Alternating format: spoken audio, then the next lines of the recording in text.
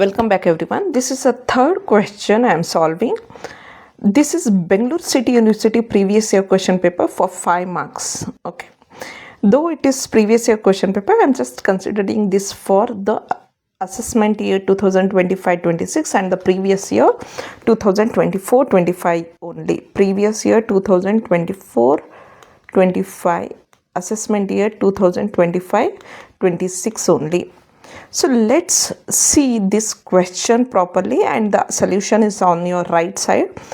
The question says the net profit of Mr. Mohan. Mr. Mohan ಅನ್ನುವಂಥ ವ್ಯಕ್ತಿಯ net profit and loss account ಪ್ರಕಾರ 3,40,000 ಅವನು net profit ಮಾಡಿದಾನಂತೆ. Okay, 3,40,000 net profit ಅಂದ ತಕ್ಷಣ ಅದು ಲಾಸ್ ಆಗಿದ್ರೂ ಕೂಡ ನಾವು ಕನ್ಸಿಡರ್ ಮಾಡೋಕ್ಕಾಗಲ್ಲ. ಯಾಕೆ ಅಂದರೆ ನೋಡಿ, ನೀವು ಪ್ರಾಫಿಟ್ ಮಾಡಿದರೆ ಇನ್ಕಮ್ ಟ್ಯಾಕ್ಸ್ ಕಟ್ಟಬೇಕಾಗುತ್ತೆ, ಲಾಸ್ ಮಾಡಿದ್ರೆ ನೀವು ಟ್ಯಾಕ್ಸ್ ಕಟ್ಟಲ್ಲ. ಓಕೆ, ಆದರೆ ಕೆಲವೊಮ್ಮೆ ಏನಾಗುತ್ತೆ ಅಂದರೆ ನೆಟ್ ಲಾಸ್ ಅಂತ ಅವ್ನು ತೋರಿಸಿರ್ತಾನೆ, ಕೆಲವೊಂದು ಡಿಸ್ಅಲೌಡ್ ಎಕ್ಸ್ಪೆನ್ಸಸ್ನೆಲ್ಲ ನಾವು ಆ್ಯಡ್ ಮಾಡಿ ಅಡ್ಜಸ್ಟ್ಮೆಂಟ್ಸ್ ಎಲ್ಲ ಮಾಡಿದ ನಂತರ ಇಲ್ಲಿ ಪ್ರಾಫಿಟ್ ಬಂದ್ಬಿಡುತ್ತೆ.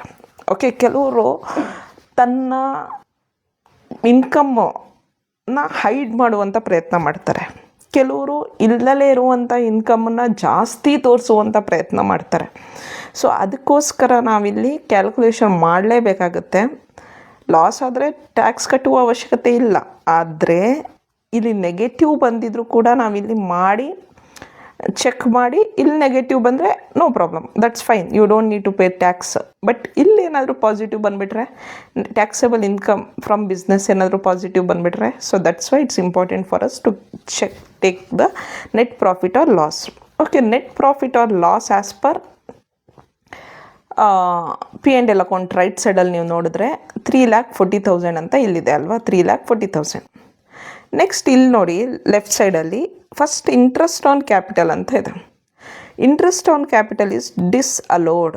ಯಾಕೆ interest on capital is disallowed ಅಂದರೆ, ಈಗ ನೀವೇ ನಿಮ್ಮ ಬಿಸ್ನೆಸ್ ಅಂತ ಅಂದ್ಕೊಳ್ಳಿ, ನಿಮ್ಮ ಬಿಸ್ನೆಸ್ಸಲ್ಲಿ ನೀವು ಏನು ಇನ್ವೆಸ್ಟ್ಮೆಂಟ್ ಮಾಡಿದ್ದೀರಾ, ಕ್ಯಾಪಿಟಲ್ ಏನು ಸ್ಪೆಂಡ್ ಮಾಡಿದ್ದೀರಾ, ಅದಕ್ಕೆ ಬಡ್ಡಿ ನೀವೇ ತೊಗೊಳ್ತಾ ಇದ್ದರೆ that is disallowed as per income tax rules. Mohan ಏನು ಮಾಡಿದ್ದಾನೆ, ಅವನೇನು ಹಣ ಸ್ಪೆಂಡ್ ಮಾಡಿದ್ದಾನೆ, ಇನ್ವೆಸ್ಟ್ಮೆಂಟ್ ಮಾಡಿದ್ದಾನೆ ಬಿಸ್ನೆಸ್ ಸ್ಟಾರ್ಟ್ ಮಾಡೋದಕ್ಕೆ, ಅದಕ್ಕೆ ಬಡ್ಡಿ ತೊಗೊಳ್ತಾ ಇದ್ದಾನೆ.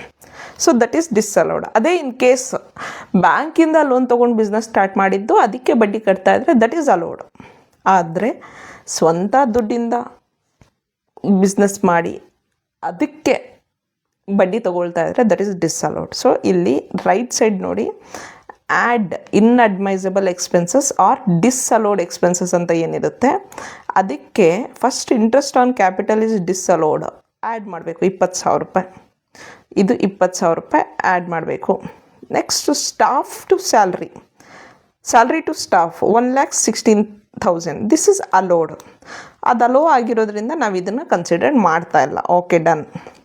Office expenses 3,000. Okay, this is also allowed. Bad debts written off ಅಂತ ಇದ್ದರೆ this is allowed. Okay, next provision for bad debts ಅಂತ ಇದೆ, this is disallowed. Provision for bad debts is disallowed. ಎಷ್ಟು? 10,000 ಇಲ್ಲಿದೆ ನೋಡಿ. Provision for bad debts is disallowed, that is 10,000 rupees right side. ಅದನ್ನು add back ಮಾಡಿದ್ದೀವಿ. Next provision for income tax, this is also disallowed. Provisions ಬಗ್ಗೆನೇ ಒಂದು video ಮಾಡಿದ್ದೀನಿ, ಆ video watch ಮಾಡಿ ನಿಮಗೆ ಕ್ಲಿಯರಾಗಿ ಗೊತ್ತಾಗುತ್ತೆ. ಅದು ಕೂಡ ಡಿಸ್ಅಲೋಡ್.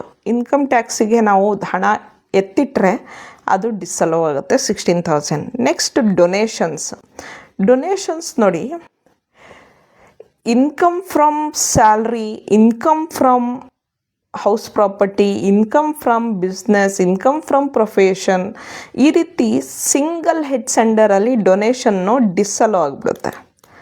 ನಾವು ಡಿಡಕ್ಷನ್ ಕನ್ಸಿಡರ್ ಮಾಡಲ್ಲ, ಇದನ್ನು ಎಕ್ಸ್ಪೆನ್ಸಸ್ ಅಂತ ಕನ್ಸಿಡರ್ ಮಾಡಲ್ಲ. ಆದರೆ overall income from all the 5 heads calculate ಮಾಡಿ ಅಲ್ಲಿ ನಾವು ಡೊನೇಷನ್ಸಿಗೆ ಇಷ್ಟು ಡಿಡಕ್ಷನ್ಸ್ ಅಂತ ನಮಗೆ ಸಿಗುತ್ತೆ ಇನ್ಕಮ್ ಟ್ಯಾಕ್ಸ್ ರೂಲ್ಸ್ ಪ್ರಕಾರ. ಇಲ್ಲಿ when we are calculating particularly under income from business or income from profession, ಎಲ್ಲೆಲ್ಲಿ ಡಿಸ್ಅಲೋ ಡೊನೇಷನ್ ಅಂತ ಬರುತ್ತೋ ಅದು ಡಿಸ್ಅಲೋ ಆಗುತ್ತೆ.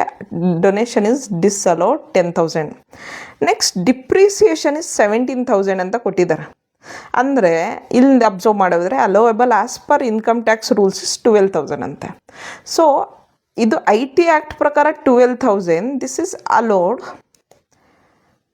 ದಿಸ್ ಇಸ್ P&L ಅಕೌಂಟ್ ಪ್ರಕಾರ, ದಿಸ್ ಇಸ್ ಡಿಸ್ಅಲೋಡ್.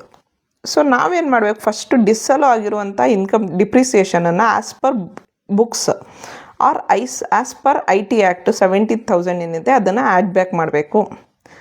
ಆಮೇಲೆ ಅದೇ ಡಿಪ್ರಿಸಿಯೇಷನ್ ಏನಿದೆ ಆ್ಯಸ್ ಪರ್ IT ಆ್ಯಕ್ಟ್ 12,000 ರುಪೀಸನ್ನು ಅಲೋ ಮಾಡಬೇಕು ಅಂದರೆ ಲೆಸ್ ಮಾಡಬೇಕು.